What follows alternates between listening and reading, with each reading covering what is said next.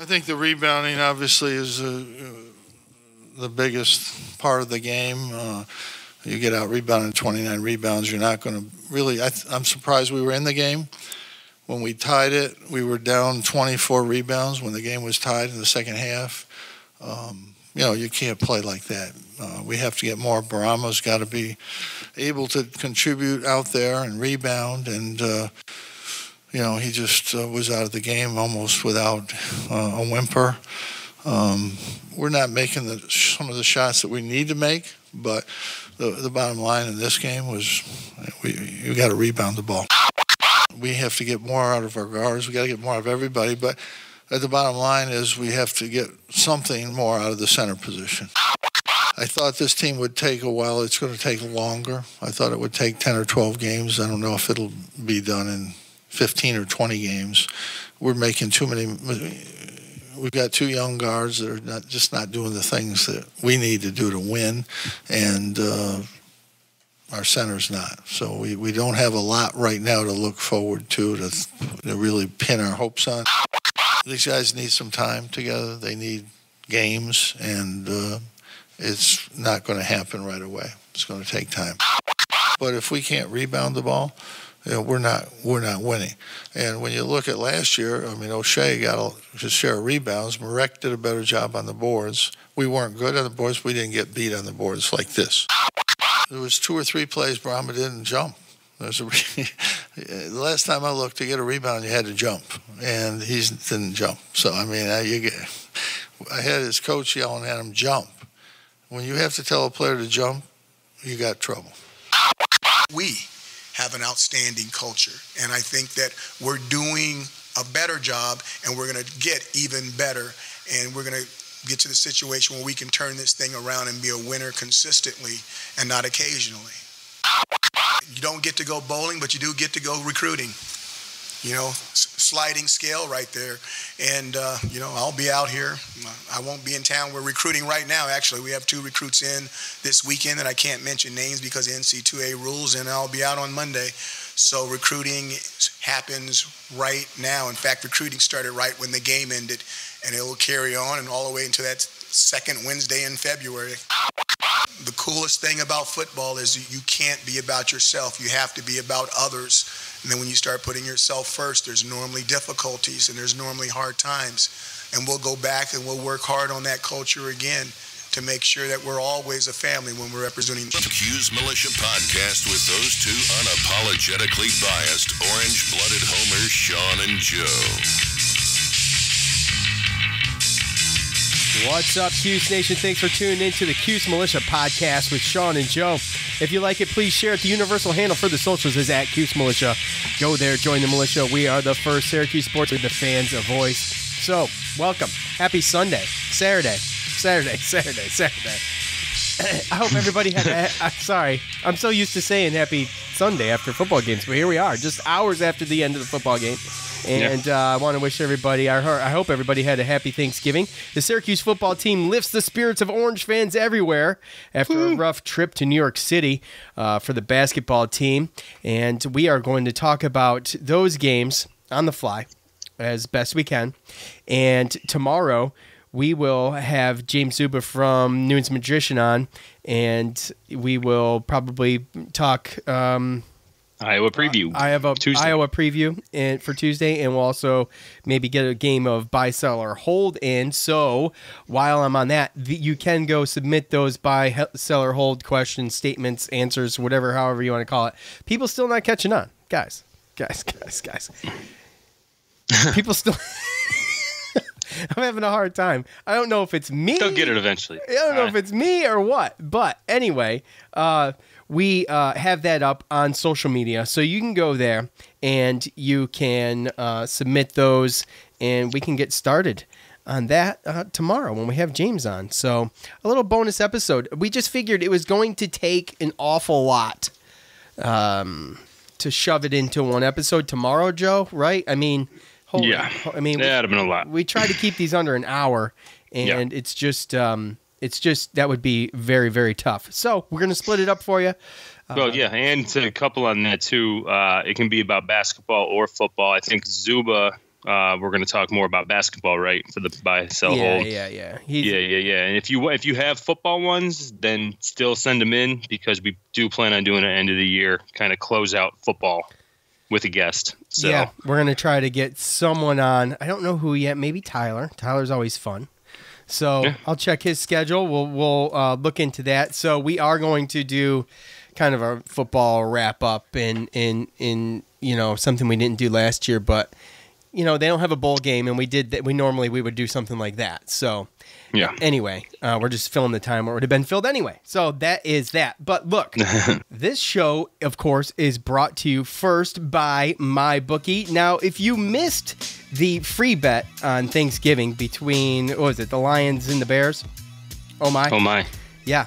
If you missed that bet, you still can get in on the promotion that they're having right now. And it doesn't matter whether you're an experienced player or a first-time customer. MyBookie welcomes all that come to play, so quit waiting around and sign up today. Do you find yourselves wanting to sports bet but have lots of questions? Well, don't sweat it, because MyBookie's patient customer service can walk you through the process. And the best part is, if you join now, you'll still have one last shot to take advantage of the incredible sign-up offer. Just log on to mybookie.ag and make your first deposit with promo code CHAIR. That's promo code CHAIR, CHAIR, and MyBookie will match your deposit dollar for dollar to jumpstart your bankroll. And, look, this dollar for dollar thing is not going to last forever. They normally do a 50% match. So get the dollar for dollar bet. Match up to $1,000. Let me repeat that. It's guaranteed deposit match.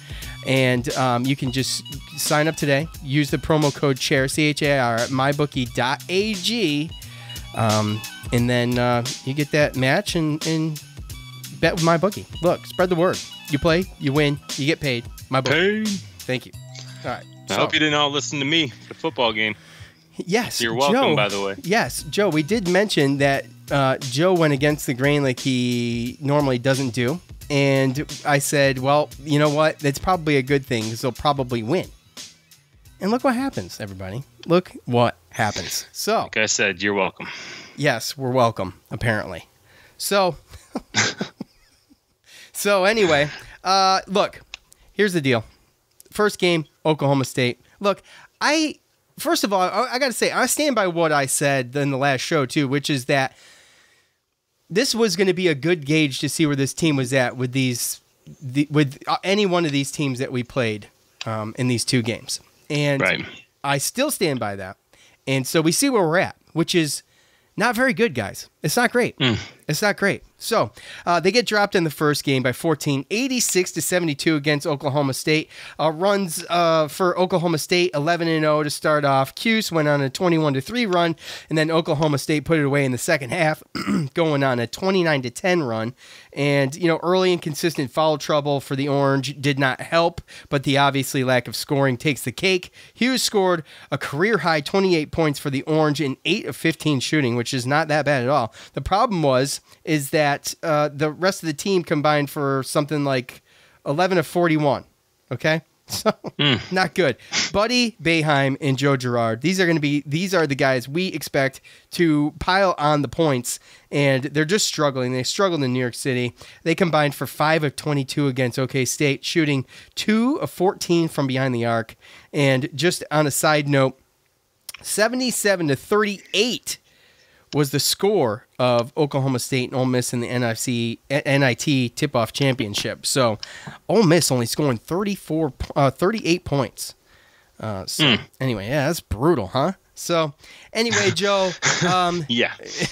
34 rings a bell, but we're not talking about that. Look, we're 1-4 in Barclays Center. I think the place sucks. I don't know what it is about it. I don't know if it's just being in the big lights for the young guys. I don't know what it is, but I expected to go 1-1. I didn't know if we were going to be OK State, but I kind of expected to come out of that consolation game a winner, and we'll get into that shortly. But looks like maybe Ole Miss kind of pulled off a little bit of an upset against Penn State. They were up like 20 points or something like that, ended up blowing the lead. So, which does not bode well for us either. I think Penn State was probably a better team, but they not that day. So, right, Joe, what do you think? I think we played the two best teams in that tournament. Right. Yeah. Yeah. So, if that's the way you want to look at it, and again, the numbers really weren't that different between the two games, other than the fact of obviously the rebounding. I think we left 11 free throws out there against Oklahoma State, and some easy gimme little buckets that probably could have kept us in that game, and we just allowed them to score way too easily in the fast break. I thought that when we slowed them down and forced them to actually play against our 2-3 zone, I think that we played pretty well. And same when we kind of threw the press out there in like the double teams out of the 2-3 zone later in the second half. We didn't shoot good enough. And as far as the Penn State game goes, same thing, it was just rebounds. So we left some free throws out there, but again, and I think we talked about it, but I was worried about what this offense was going to look like against a good tournament type team, Power 5, big conference basketball team, like athletes in size. And just looking at it a little earlier, I mean, between our games against Virginia and Oklahoma State and Penn State, the three teams that we've played that are, you could call legit competition in the same kind of conferences that we're in. I mean, we're shooting 23.5% from the 3-point line, and we're shooting about 30% from the field goal. And it's looking like we're leaving a lot of meat on the bones with free throws. So, again, that's just that's kind of the things that a young team has problems with. Now, we do have older guys that we wish could probably change some of those things. I know I read on Syracuse.com, Sidibe, he said that he was sick a little bit for. He was feeling under the weather for the Penn State game. Right. But, I mean, I don't know. To me, it's a mentality. Sick or not, you have to put a body on somebody. You're going to have to do certain things. And it was a little upsetting when he didn't.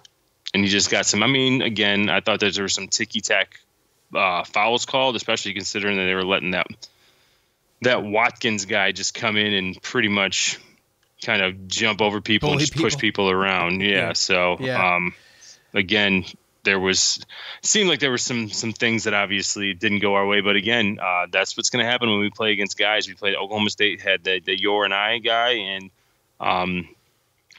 and Penn State had the two guys. Well, Lamar Stevens had decent size, but again, there was Mike Watkins. And when we play against guys that have that kind of size, that's what it's going to look like. It's what it's going to look like. It's obviously this is what we've been struggling with for the past 3 years. We do not have a big guy. Right. We don't have a big guy. We got a tall guy who plays center. Okay, and he's got a big wingspan, but they get pushed around. I mean, 2 years of Chuku getting pushed around, and just you're swapping for Dolly underneath. I mean, look, at some point you've got to recruit a guy with some girth to him, like with some damn muscle, somebody that can stand tall. I mean, you got Sidibe's not even jumping for rebounds. Now he wasn't feeling good. Okay, well, you know what? I mean, at some point, then he ended up falling out. It's not like Coach took him out because you know what I mean. You have to have that body in there, and it's not like it's just unfortunate because when you look at the center matchup, you can almost place your money on how that game is going to go when you look at the difference in size of centers. And we knew that Michael Watkins, who's like 40 years old, was going to come into this game and dominate. And it's been 37 years since they last played in the Orange. They got killed on the boards, 57-28. And then officially kicking off the worst campaign since the 96-97 season. The Orange, we started 4 for 18 overall, 0 for 3 from 3-point line. Okay, so the shooting again, 1 for 5 from the free throw line. And at the time that all that was happening, I think the score was 22-8. in favor of Penn State, obviously. Now, we eventually end up tying this game 35, but like I mentioned, Michael Watkins did a double-double, 15 points and 15 rebounds. Joe Girard, Buddy Boeheim, again, they struggled. They were just terrible in New York City, and I did not expect it to be that bad under the big lights. Buddy's been there before. I thought that he would step up. He played well in the tournament last year in that one game that we got to play in. Right. And they shot a combined for the 2 games, 11 of 47 between the two of them, dude. Yeah. 11 of 47. Right. You are not going to win games when you're when your guards are shooting like that. And you got Hughes trying to carry him. Hughes is taking the role that Battle had to play last year. We can't have that. That is not going to work. That is not going to win games. Buddy Boeheim and Joe Girard, they've got to score. And you know what? I contend that we need to see a different look on defense once in a while. I think something needs to be changed up a little bit because we're getting killed on the boards. And we've heard Coach say, you don't box out in a zone. You play in area. So that's how he teaches these guys to play in area. You hear a lot of people that, well, they're not boxing out. They're not boxing out. Well, they don't box out. It's not what they're taught. It's not how they're taught to play the zone. Right. I don't foresee that happening again. I don't either, but I think that sucks. I think the zone is good, but obviously we don't have the players. You got these guys still learning this. Coach is talking about 15, 20 I don't think we games. have the players for man-to-man either. Well, I mean, Even you if can we make wanted that. to. You can make that argument, but at least we'll know if we try it and see if we can either grab some more boards or at least get down in transition. We've seen this before with better teams. I know. We played man-to-man against Lemoyne and lost. So, I mean, again, and that was with a better team. Again, the 2-3 zone. It was also preseason. It's proven that when it has good personnel that it works. That's the reason why we can go into NCAA tournaments and make it to the Sweet 16 when we're barely a bubble team. Make those runs to the Final Four, to the Elite Eight, stuff like that. But Joe, do you think though? I mean, and you don't have to agree. I'm just saying. I think we need to see something different on defense. At least if we try it and it doesn't work, it's early enough. It's getting to be too late, actually, going to play Iowa. Right. And then you've got Georgia Tech, Georgetown. I mean, it's almost too late. It's just the same. It's the same thing. We just saw it with the offensive line with the football team, right? The bottom line is that sometimes there are teams and there are certain positions where you just don't have those players, and it is what it is, and you just have to wait for the experience and wait for them to gel together. It's not just something that you can snap your fingers. Yep. So, and when you're recruiting people to play the 2-3 zone, and then that's what you're working on and everything like that, like you can get away with getting some guys that probably wouldn't be too good man to man, and we've seen it before. And again, people say, oh, well, they play 2-3 zone in college, so maybe, if you look at the Syracuse players, I mean, you could probably argue that maybe playing the 2-3 zone doesn't help them. Because we have plenty of guys that look like they have NBA-ready offensive skills, and then they get in the NBA. So, again, that's who he recruits for. And I just don't think that saying, oh, well, they're not figuring out the 2-3 zone, let's ditch it and go do this. And I'm not saying ditch it. I'm definitely not saying ditch it. And I understand where you're going with that. And my other thing too is that right now he doesn't even think I don't even think he feels like he's got a solid 7 that can handle the 2-3 zone and what they're playing now. No, he knows he doesn't. So why are you going to do a man-to-man or more of a full court, speed up the game and get the guys that you actually are confident in tired? Again, it's more or less it's a timing thing. We've seen it before. It takes sometimes a certain amount of games for younger players to get used to the game. I mean, I think you've seen Gary Ayer get better and better every single game. And he was pretty impressive in the Penn State game. So he was pretty good. As the players get older as far as the experience of playing these type of games and working together and seeing how this really is, then I think that you're going to see more improvement. But again, right now, obviously, to me, it's scoring. Whether we need more scoring from Sidibe or whether we definitely need more scoring from Dolce. If they're going to run that pick and they're going to double team the ball and Dolce's wide open, he's got to be able to score. So did you listen to Coach's press conference? I didn't put any of it in there about Dolce because I had two coaches to boil down in that montage, but I would have loved to put the Dolce stuff in there.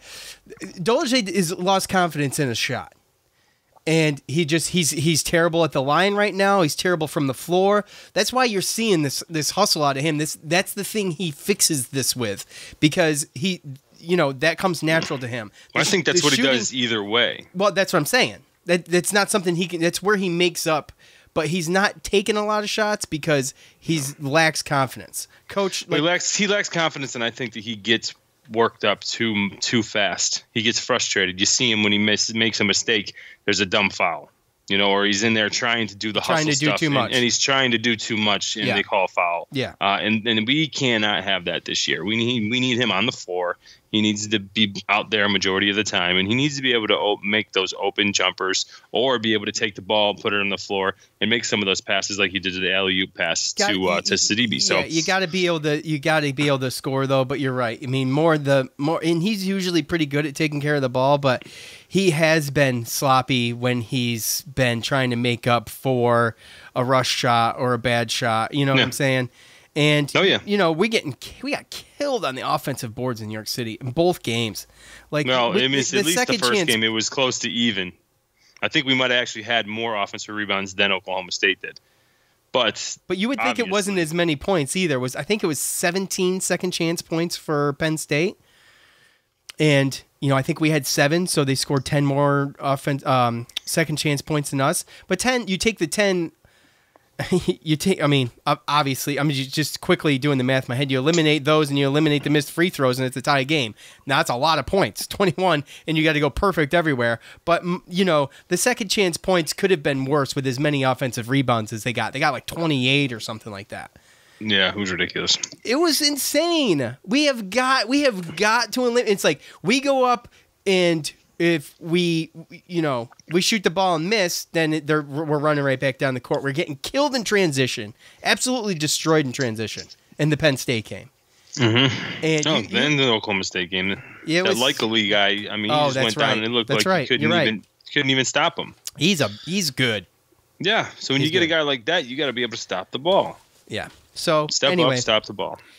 They step to the side, try to block it, and get a foul called on him. I still stand by what I said. I want to see something. I want to see something change on defense once in a while. Throw something out there. I don't know. I know it's not going to happen, Joe. And I don't even know if it's I just think it comes down to people call it the way that they call it. But like I said, I'm going to err on the side of the fact that the coaches know what they're doing, and that's their profession. If we were coaches, we'd be coaching. Oh yeah. So absolutely. At the end of the day, I trust in the fact of that if we were to play man, it would only look worse. And I don't even want Jim Boeheim or suspect that Jim Boeheim is going to just do it for the fans just to prove a point. Absolutely not. He's trying to win every single game. He did it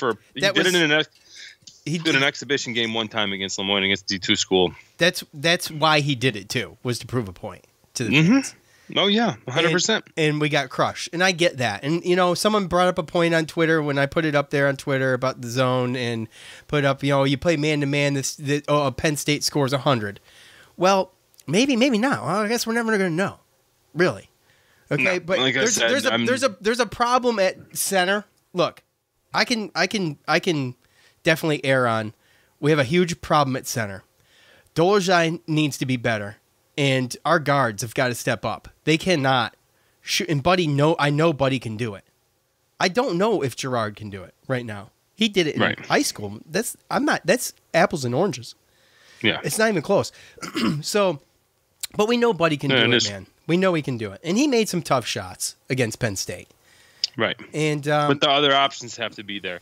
I guess it comes down to you can't put the world of the shoulders on a couple players on the team, and that's just what it's been like for a couple years. Right, and it feel like it's on Hughes right now. This is my point going back to comparing him to Tyus Battle last year. But then he doesn't have the other guys. Now we need Boeheim to shoot, we need Gerard to shoot, and like you said, you talked about the numbers. At the end of the day, we could talk about what they did in their wins against kind of lower competition, but like I said, I kind of threw the percentages out there against Virginia, Oklahoma State, and Penn State. We're shooting around 30% from the field, which is about 24% from the 3-point line. Yeah, and we shot 33.3% against Penn State. You had Gary, you mentioned 13 points, 10 rebounds. That's really good. Double-double. I'm happy. Yeah, absolutely. He didn't even start. Look, he's going to be that guy. Right. He's going to be. Well, we need, like you said, we need consistency as far as shooting from Buddy and Joe, or at least one of them to help out Elijah. And then we're going to have to muster up some type of points down low, whether it's Guerriere or whether it's Sidibe getting a couple in there, or Indulgi. But again, I honestly like our half. Like people, they talk about the 2-3 zone is like our half court of our 2-3 zone against those three teams that I talked about has played very well. I thought that Virginia struggled against our 2-3 zone. I thought Oklahoma State, honestly, to me, Oklahoma State, I thought we were definitely a better team than. I just think that one guy that came in there, I don't even remember his name because he just came off the bench. I think he was a freshman. Harris. Harris Jr. He hit 3 threes in a row from the same spot, and it's like, okay, like you're never going to do that again. Is that a problem of the zone too?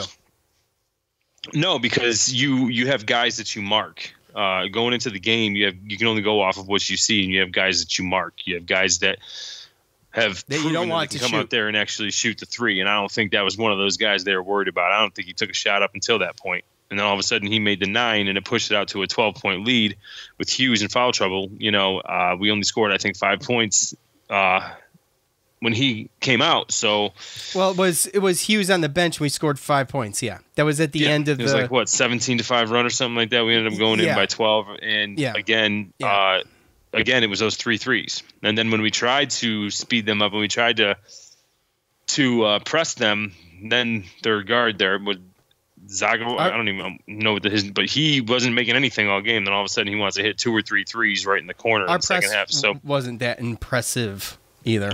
I think they got beat too easy, couple few times. But I mean, again, like I said, you don't. And I think if I didn't talk about it on the podcast, I definitely talked about it on the phone with you and some other people. But I was interested to see how Buddy and Gerard were going to play against better, faster, bigger guards. And I discounted Virginia because it was the first game and all the other games. And I thought that coming into this tournament in the next 5-game stretch was going to kind of show that. And I think you can see it on offense, and I think you can see it not necessarily in the 2-3 zone. I think he's pretty sneaky in the 2-3 zone, and Buddy, he holds his own. He's tall, he's got height, so it's hard for players to shoot over him. But as far as pressing, when we press, I mean, like I said, I everyone's got flaws of their game and everything like that, and you don't want to take out a shooter like that. But Buddy can't. He can't just say it, kind of check the 2 guard full court. Not yet. I think he's gotten better. I can see his lateral movement in his 2-3 zone and the familiarity of the 2-3 zone better this year. But when we full court press and he's got to guard a guy, it's tougher. So I think that's why you saw some of the substitutions against Penn State when we were doing the press as well. So. Again, and not to throw it out there or anything, I don't know how much you were paying attention to the telecast, but how many times did you hear Fran Fraschilla 3 times talk about our? We're gonna hold that thought, because it's in fan feedback. So got you. We'll talk. All right. We'll talk about it there. So I mean, as far as the 2 games go, honestly, I really wasn't surprised. I think we talked about it coming in that. We had to lower the expectations because of how much turnover and because of how young we were. And I think that when you play so good against these Seattles and the, Bucknells and Colgates and Cornells of the world, sometimes, you get 4 or 5 games in a row like that, and it can kind of skew certain people's expectations because they look so good. And we said, don't set expectations for this basketball team. I mean, not that you guys are going to listen to us or even give a crap what we think at the beginning of the season, but I wasn't setting my expectations. But like I told you today, Joe, when I told you how like upset I was and how like disappointed I was, and you're like, dude, I thought we talked about this. You weren't going to set expectations. I'm like, it's just the optimist in me that feels and believes that this team could come out. I expected more out of them. I expected them to probably go realistically 1-1 in New York City, but we go there 2 years in a row. We go, 0-4 in the past 2 years there, and it's just disappointing. It's just disappointing, but you've got to, Coach said it. It's going to take longer than expected. And his one quote about there's just not a lot to hang our hats on, or what did he say? What was the quote?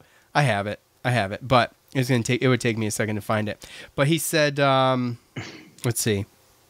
Give me a second. We don't have a lot to pin our hopes on. That's really grim. That's grim, right, Joe? Well, again, and that's Boeheim, right? Yeah. Again, he does things like this because he knows. I mean, he knows that people are gonna players. He knows how to motivate. He knows. Sure. He knows they're listening. Yeah. So again, I mean, that's just he's done it in the past. We've seen it. I mean, how many times have you seen it where he says something negative or Frank Howard last year? How many times? Yeah, and then the next game they do something completely different. So again, I'm gonna take that with a grain of salt. I just think coming into it again, like you said, I'm going into every game hoping that we win, but if a team's shooting good or if there's some type of obviously with that Penn State with that Mike Watkins, I kind of saw that and it was tough. I mean, even I don't even know how we kept it as close as we did. I know. When he talked about that on the boards. Yeah, I agree. I don't know either. Maybe some of that was. Yeah, obviously we're gonna see. I mean, hopefully we can see some getting better, some people getting better, and maybe some better consistency with these next 3 games. But again, so ACC Big Ten Challenge coming up, Idaho in the Dome, and like I said, that'll be Idaho or Iowa. Idaho. Yeah, Iowa. Yeah, Idaho. Iowa in the Dome on Tuesday, and we will have that pregame for you as soon as possible. But, Joe, there was one good thing that came out of the Thanksgiving break. Did you work Friday, by the way? No, I didn't. Oh, you didn't? No, it's great. You took a really long time to text me back, and I assumed you were working. Well, I was out of town on Thursday. Oh, that's right. Yeah, I was at my cousin's house and had a good time. Didn't get home till about 3-4 o'clock in the afternoon on Friday. So well, Joe, the bright side of all this, as I realized I was trying to fade out the wrong music, the wrong device that I got hooked up. Yeah. So the bright side of all this, the Syracuse football team, the Troy Williams touchdown wasn't needed, but it was welcomed in the 39-30 overtime win on Senior Day in the Dome. We maxed out points in overtime, Joe. Is that the freaking weirdest thing or what? 9 points in overtime. That's odd. So you don't see that very I don't often. know if we maxed out, but well, I mean, we maxed out for one overtime. We could have scored a touchdown.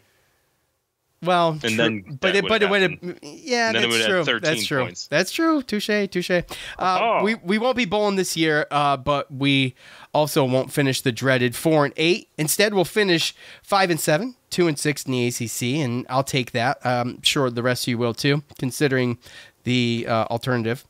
Senior Clayton Welch got the start over injured Tommy DeVito. He was injured in practice, and he held his own 232 yards for 2 touchdowns, one to Tristan Jackson, the other one to Luke Benson. Tristan Jackson over 1,000 yards on the season. Congrats to him on that. Senior Mo Neal, 2 yards shy of 100 yards and a touchdown. And senior Andre Schmidt, he went 4 for 4, including a 49-yarder in regulation and a 40-yarder in overtime. The officiating was questionable as usual with 12 penalties for 122 yards. There was a ticky-tack little face mask. I call it a face mask, but he actually got him under the helmet. Alton Robinson. That kept the drive alive. It was 3rd down, and that kept the drive alive for Wake. And then Nike and Johnson, well, he got ejected for shoving a ref. So after a helmet-to-helmet no call, he felt like he was got slighted on that, I feel like, and kind of a cheap shot from behind at that, too. So anyway, Joe, that's not what we wanted this season, but we did salvage something out of this season. I feel like the win against Wake Forest at home on Senior Day was something to hang your hats on going into recruiting season, as Coach mentioned, going into the offseason. And coming back next year, but we will miss a ton of seniors, a ton of great seniors. So, that's going to be the most difficult thing for the defense because we did see, and I think Babers touched on it a little bit, and he kind of explained it, but he kind of explained in a couple different sentences, not really in depth, of what happens to the defense from the beginning and then in the middle and to the end. But essentially in the beginning they were playing for the team, they were playing as a team, and then some individuals started doing some things, and then it got back to the whole team thing again. The last, I don't know. Louisville was tough, but again, 2 out of 3 last week as far as the defense go. You know what I mean? Duke and Wake Forest, those games, our defense stepped up, and they looked like the defense that we all thought that they were going to look like.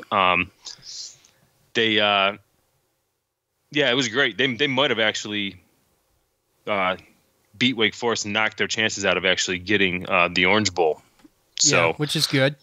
Yeah. So again, I know they were banged up. They had 2 of their top 3 receivers out, and then we hurt their starting quarterback. But Hartman, he played against us last year when we were at Wake Forest, and he's definitely a formidable quarterback. Obviously, just Newman just beat him out this year, but Hartman is no slouch. So I just love how, like, the last quarter of the season, how our offensive line looked, and just looking at the positives.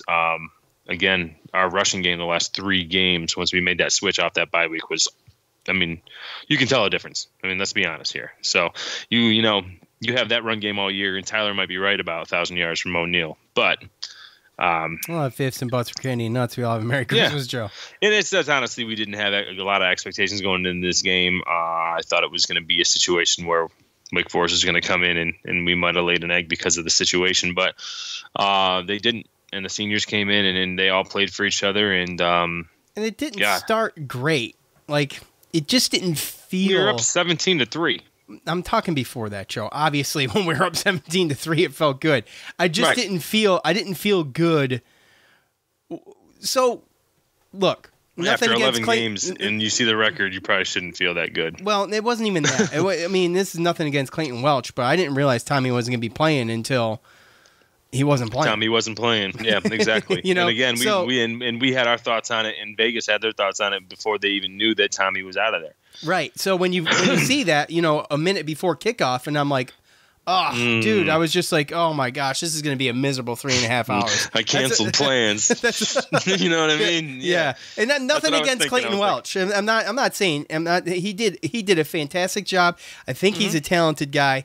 I think he did good for the situation. I think he was, they practiced with him in there and had some kind of game plan at least. We just didn't know about it. But I didn't feel good about it heading into, a minute before kickoff going, oh my gosh, Tommy DeVito's not playing. But I will say this, and this is odd, and it's an odd switch when you think about it. And Clayton Welch goes down, and I'm like, oh no, oh my gosh, what's going to happen? And Tommy DeVito comes in, and I'm like, oh no. What's going to happen? I was like, oh no, what is this? So I was a little worried, but, and you could tell Tommy's slow, he's hurting, and you don't want him to get any more banged up, so I was glad Welch was able to come back in. But yeah, I mean, look, they had the offense rolling with Clayton Welch. He made a couple good plays on his feet. Tommy DeVito made a good play on his feet. So, I mean, that's half a foot. Yeah, I mean, he hobbled. Yeah. He got the hobble out of bounds. Thankfully, he wasn't. He didn't I saw him on the sidelines. He looked like he just got out of bed. Like, I could tell he wouldn't. It didn't even look like he was trying to get in there. So no, I mean, I'm sure he's pretty surprised. Hey, but he made a couple of good throws, and again, I think it kind of helped probably because Wake Forest they practiced and were assuming that. For Tommy DeVito to play. Yeah. So this probably gave us a little bit of an advantage. But again, going into it, I was kind of nervous because it's like, man, if Clayton Welch comes in and just balls out, then everybody is just going to be like, he should have been playing the whole time. We would have made a bowl game if he would have started this. It was about what you would expect it to be had you known what it was going to be. It probably a little better, but I mean, he did throw. Well, a majority of the time that he's been playing, it's basically when the other team doesn't know he's going to play.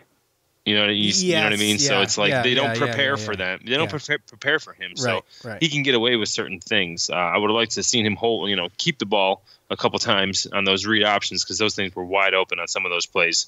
But overall, I mean, it was a wild game, especially you said in the first half. So many just turnovers going back and forth. Was it 4 turnovers by Wake Forest in the first quarter or something like that? Was that what it was? Yeah. Right. Well, and you know what? And some people do, they want to kind of bang on where'd our pass rush go, like this and that. A couple of those interceptions, they were overthrows because the pocket was closing, and there was and there was a couple more where he was getting what's his name, the starter. Hartman or Newman? No. Jamie, is that his name? Jamie Newman. Yeah. He he threw a couple errant passes that luckily weren't picked because he was getting pressured. And one of them he was getting knocked down in. So they luckily for him hit the dirt. So anyway, I'm so happy for the guys and for Coach and for the fans that were there. I saw a friend of mine on social media saying how rowdy the crowd was and how excited they were, and good on them for the ones that showed up and stayed there. Yeah. At that point, it's mostly diehards anyway, right? So yeah, that's true. Good point. Yeah. And they were loud. It transferred on TV really well for the amount of seats that were empty. It was really loud. I thought it sounded great on TV. Yeah. There was one I third think down.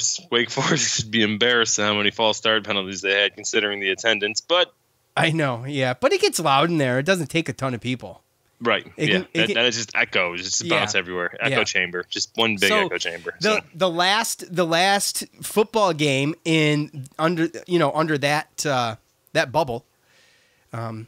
Specific bubble. Yep. Yeah, that specific bubble. And I guess, as far as I know, they're only going to get 5 home games next year, as far as I know, right? Yeah, I think that because I'm not 100% on that, but I know that's what it was at one point. Well, it wouldn't surprise me, because they need probably that extra time to get it done. So completely understandable as far as that goes. Yeah. So, anyways, good on the Cuse football team for salvaging a 5-7 season. I'm going to give it to them. I don't give a crap if they made a bowl at this point. I just didn't want to hear the rumblings of 4-8 again. Yeah. Jeez, and again, bro. And there'd be the same beat writers shoving it down our throats in every article they wrote. And, it was good to end on a positive note. I think for fans like you and I, Joe, and probably fans that listen to this show are probably diehards too. It felt good. It felt good, especially the way it ended too, right? Oh yes, with Trill robbing that dude. That was so awesome. What did I text? I texted you, Joe. Yeah, we need a turnover, right? So we need a turnover. That was the thing, is like when they kicked that field goal, you think the game's over. I don't know if you noticed it. I saw it when on the sideline. I looked over to Heather and I said, that's crazy. I said, last game of the season, he kicks a field goal and took the lead, and the time left was 44 seconds. 44 seconds, right? So, yeah. And obviously what that number means to our program. And what do you think about? Go ahead. I'm sorry. Well, and then you go and I looked on the sideline and I saw Alton Robinson come up to Andre Schmidt, and I read his lips, and he said pretty much the same thing to him. So I thought it was like, okay. I was like, it's in the bag. And then all of a sudden they just went down, boom, boom, boom, boom. I'm like, you got to be kidding me. What'd you think about the defense on that last series? Well, I know it's every fan gets upset about it because it's like, at the end of the games, they just letting chunks of yards go. Right? But that's like you're playing the odds, and when you start still keep blitzing 5-6 people, and now you got people man to man and then 1-on-1 with a safety. That's when we give up big plays, we give up touchdowns. So in that scenario, they had to be perfect and stay and get out of bounds every single time for them to even get in field goal range with their one timeout to tie it. And that's what you do. You keep it in front of them and you hope that they make a mistake, and they just didn't. Yeah, and they were really good. But the backup quarterback, though. Like I said, again, he started last year. He was the starter over Jamie Newman, and then not until this past offseason did Jamie Newman beat him out. But that Hartman kid, he's no slouch. You can't just look at him as any other backup, because he was the starting quarterback on a pretty good Wake Forest team last year. Okay. Well, I mean, he's a backup this year. But I get you. He started, and he's got the experience. So, obviously, that helps. So, and every quarterback's been doing that test this year, so I don't know why everyone's surprised. At the end of the game, that happens in the NFL. Yeah, that's the other thing. Yeah, totally. All right. What do you say we get in some fan feedback? How about it? Let's do it.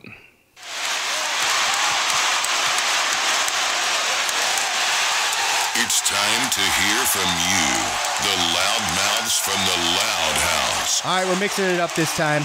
We got a little bit from basketball, a little bit from football. You know the drill. At the end of every game, I will propose a question. Thoughts on the game? Some people get annoyed by it. Are you serious? Yeah, I'm serious. I do it at the end of every game. That prompts you to leave your comment. And it could be negative or positive. You'd say whatever the hell you want. Yeah. But we're not going to read Are You Serious? Yeah. Even though you Are You just Serious kinda is did. probably not going to make it on the show. I'm just, a heads up. So, for all of you that are wondering. But this segment of the show is brought to us by Blue Chew.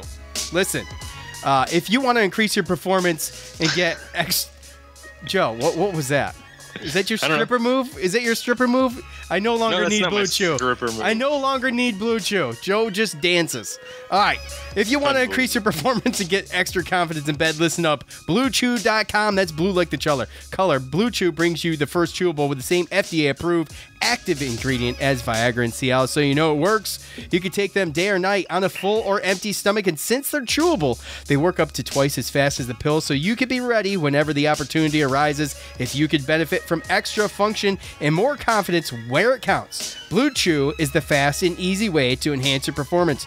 Blue Chew is prescribed online. It ships straight to your door in a discreet package, so no in-person doctor visit, no waiting at the pharmacy, and best of all, no more awkwardness. And since they're made in the USA, they prepare and ship direct. They're cheaper than the pharmacy. Right now, we've got a special offer for our listeners. Visit BlueChew.com and get your first shipment free when you use the special promo code armchair. Just pay the $5 shipping. Again, that's blue like the color, BLUE chew.com. Use the promo code armchair. Try it for free. Blue Chew is better, cheaper, faster choice, and we thank them for sponsoring the podcast. And of course, as always, folks, they do not promise any guaranteed results, and nowhere on there does it say it cures any kind of disease. Okay, so that's it. Joe, where'd you go? Hello. Joe left, folks. Joe left the arena. And I just hope he's not dead. What happened?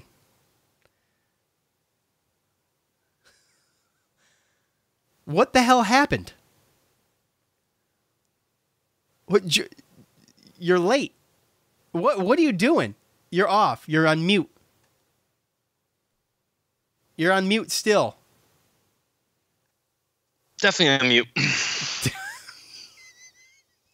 Alrighty. So, here's what we got, Joe.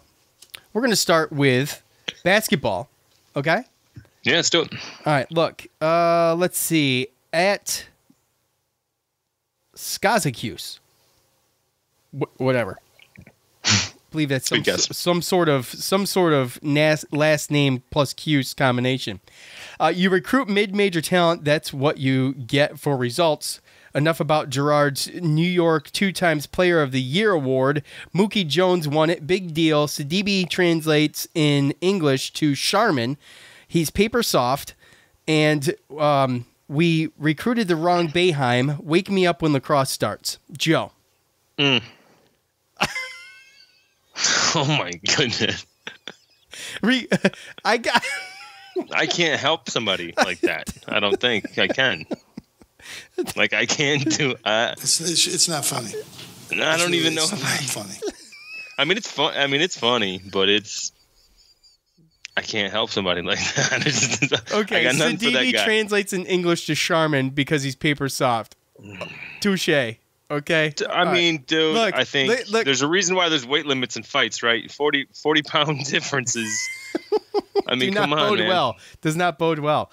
At Felly 17, looking at the first losing season in the Boeheim era. Joe, this has actually crossed my mind before I read this in fan feedback. And it is going to be a struggle getting in with 11 non-conference games now. And the Big Ten ACC Challenge is one of those. The 2 games we just lost. So you're looking at 8, if you sweep the rest of them. And we still got Georgetown. So, look, that's a possibility. I don't want to call that yet, but that's a possibility, dude. It is.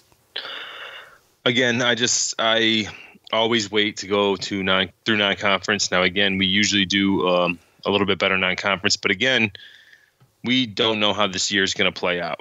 Just like they've changed the whole criteria before of how teams are going to get in the tournament and everything like that. We don't know what's going to happen with a 20 game conference schedule. And there's only going to be 11 non-conference games. So again, obviously, most likely we're going to have less non-conference wins because we don't play as many easy teams. And I'm going to wait till we get through this stretch and then see what happens when we get through the last 3 non-conference games. That should kind of go the way that the previous ones did before this tournament. But I'm still out there.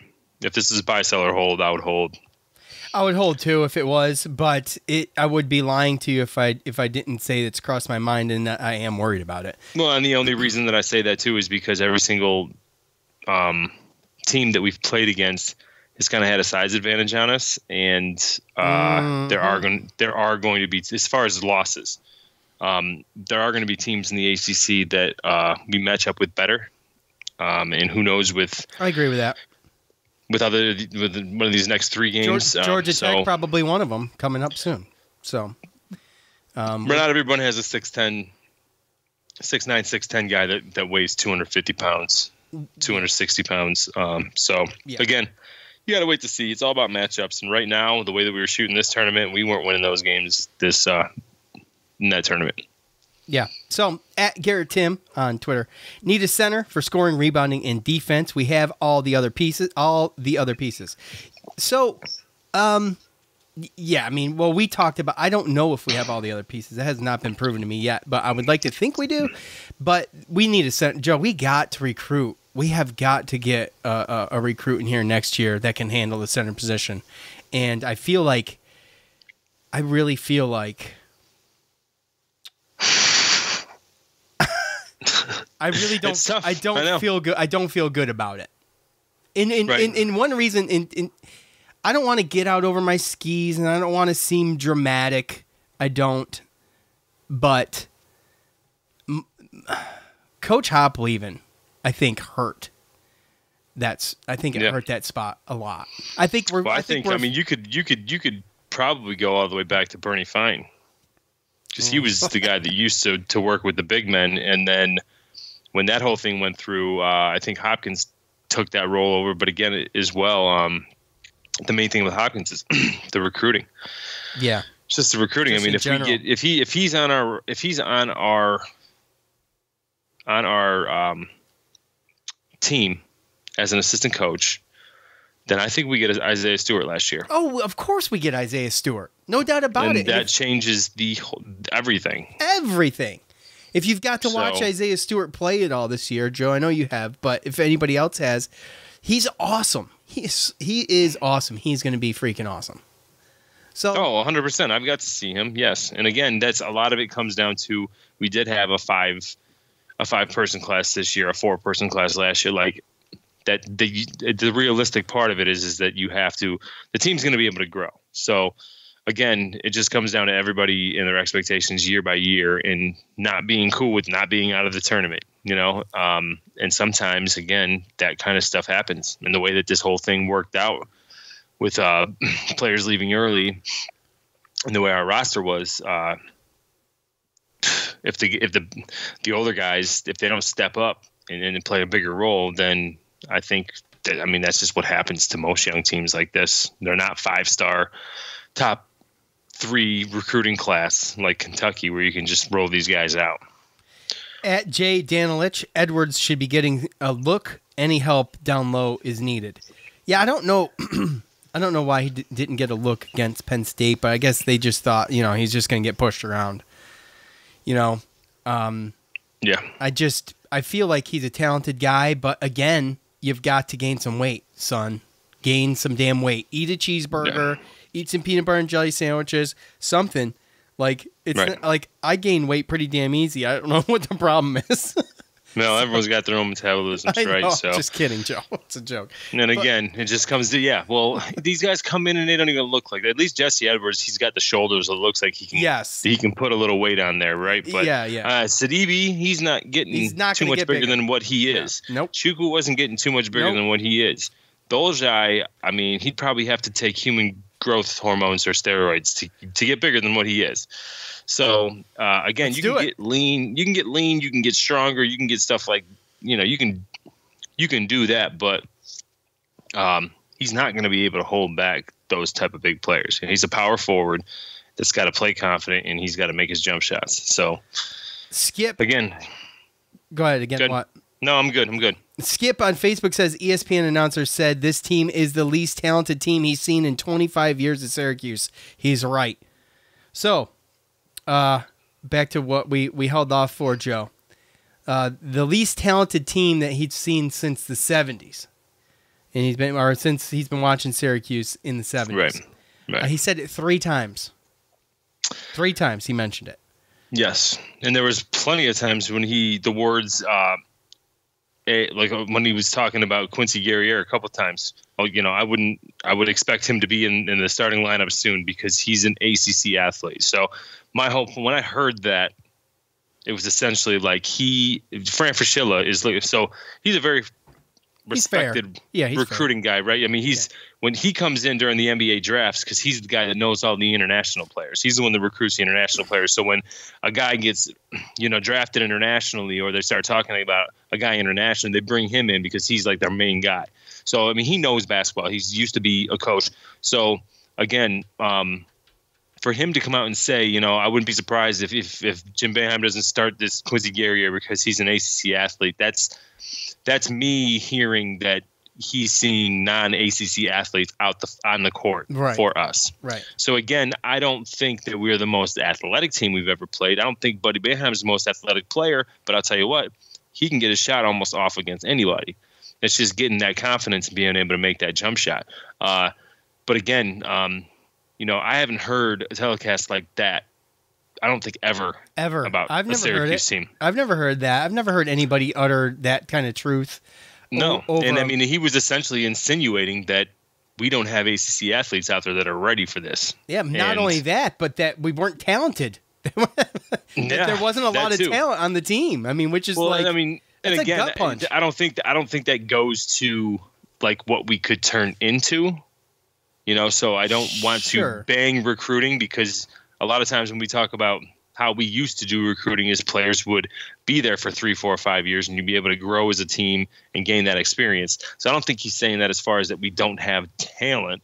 It's just we don't have the talent this year. They're not ready. Sure. They're not talent ready this year. He said we don't have that much talent. That's what he was saying. As nice as possible, which it's no real. Again, nice I don't think it's future. I don't it's think right now. He's talking right now. Yeah, right now in this moment, they do not have ACC talent. Patrick, is what he's saying. Patrick on Facebook, what happened to our pass rush? Oh, I know. Alton and Coleman were getting mugged all game without any holding calls, and the refs thought we were playing in Winston-Salem. The refs sucked. I think they did get a holding call. Did they get one? Call one this year. I think they did. They called it actually the play where Jamie Newman got hurt. They called it because dude held. Oh yes, Alton Robinson into him. He was holding his leg. That's the only one I remember all year. Yeah, you're right. But I wasn't watching it too much as far as Alton and Coleman, getting held. I know that. Well, I saw holding. On the last drive where homeboy had all day to throw the ball and stuff too. But, for whatever reason, Joe, and I don't know if this is me being a baby, but I feel like the ACC refs have given us the short end of the stick. Not this year so much, but last year, like especially when Dungy was playing last year, I felt like it was bad. And I always feel like it's bad in basketball. So that's me. I don't know. What do you think? I just think that there's a human error when it comes to the referees where I think that any fan on any team any day can complain and make those assertions about that, right? But at the same time, if your team wins, you never talk about it usually, right? So, here we are. Again, here we are. We're bringing it up because some guy basically brought it up in a fan feedback again. I did see a little bit of pass rush. Again, I do think that some of them putting a little bit of pressure and closing that pocket on those quarterbacks made them overthrow some throws. So, but again, it hasn't been like what it's been or what we thought it was going to be. And again, we get held. So yeah, Mark on Facebook, further away talent-wise than you realize, Dino has not recruited. Mark, just take notes. This is long. Dino has not recruited a lot of ACC level starters on either side of the line. Skill positions are okay, but we thought the defensive backs were the strength of this team heading into the season, and they're actually historically bad once the games began. Despite the win and the 3 big plays by Cisco and Trill, they were mostly picked apart all day by a backup QB. 450 yards plus given up in the passing game to a backup. The big plays and interceptions don't matter if the other 10 times they throw it at you goes for a long score. So, well, to your point, Joe. It's only 421 passing yards, by the way, but I'm not going to nitpick anything. You just did. Oh, my bad. Like I said, so again, we've explained it over and over again about where they are as far as that goes. I don't know how you can look at the offensive line and the rushing yards and what we've done the past 3 games and say that he hasn't recruited ACC talent. Yeah, I would disagree with some of that. Plus, you're looking at some guys I would disagree with almost all of it. Almost all of it? Well, I almost go all of it. All the way back through it, but skill positions are okay. I wouldn't disagree with that. Okay. But, well, all right. I mean, I don't think we got picked apart all game. I don't, because I think the score would be higher. But obviously, I felt like we held our own. We also had a backup quarterback and struggled. Yeah. Mo Neal had some really good runs. And like we talked about, offensive line really did a decent job in protecting. I mean, Clayton Welch only got sacked 1 time, right? If I'm not mistaken. I think it was only 1 time.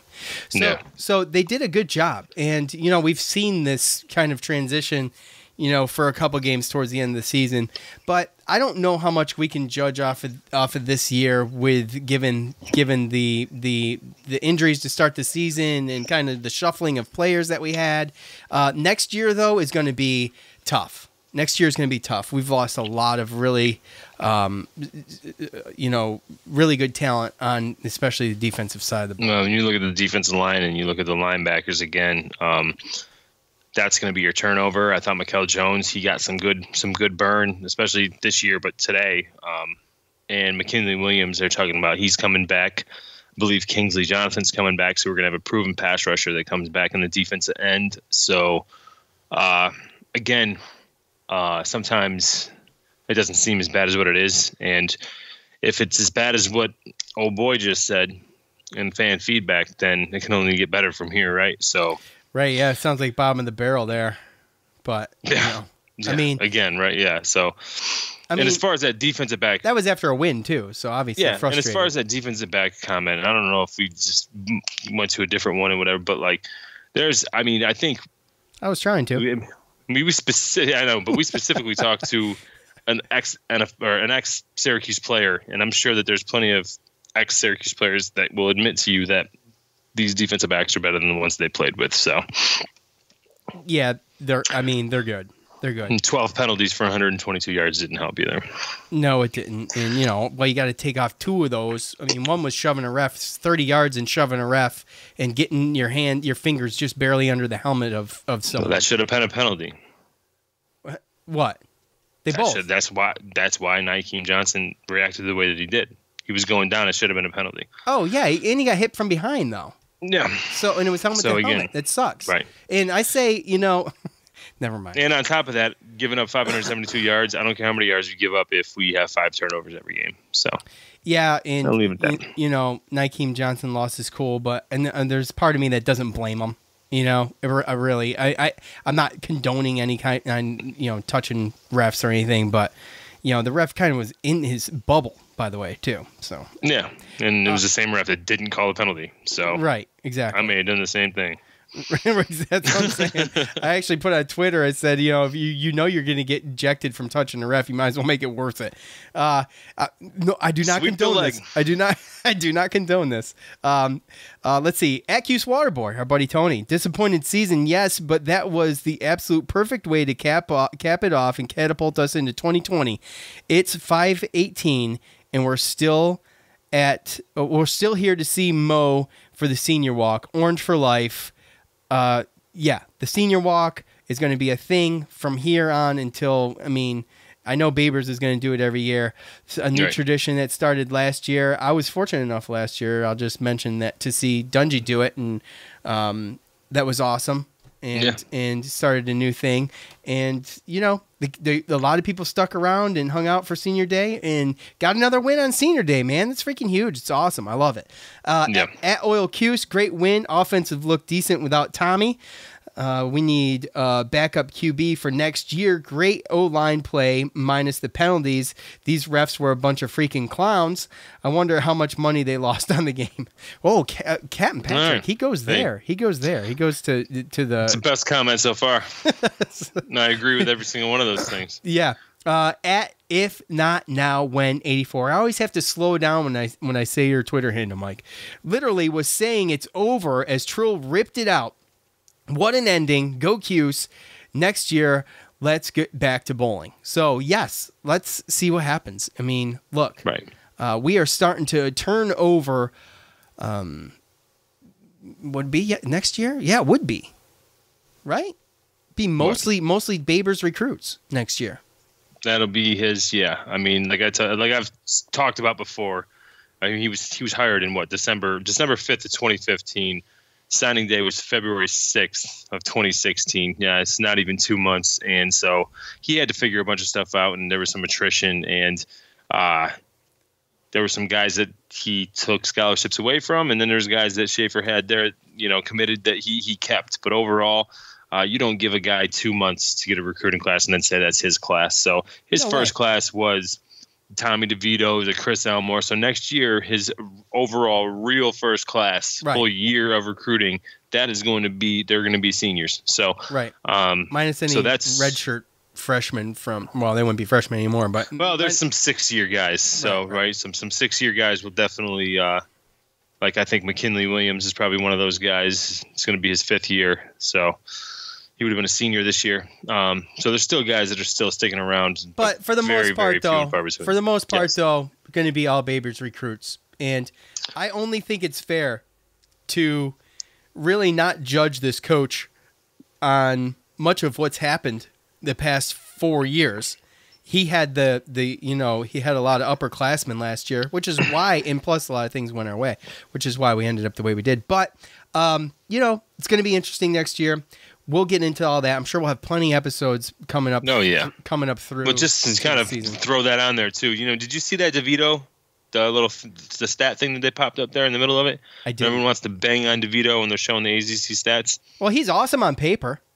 He's been great on paper all year. Some of his decisions were questionable, but a lot of that stuff, and we've talked that we can't blame him for a ton of it. But what was it? Well, I missed it. Well, they were just talking about, like touchdowns and passing efficiency and a lot of those things.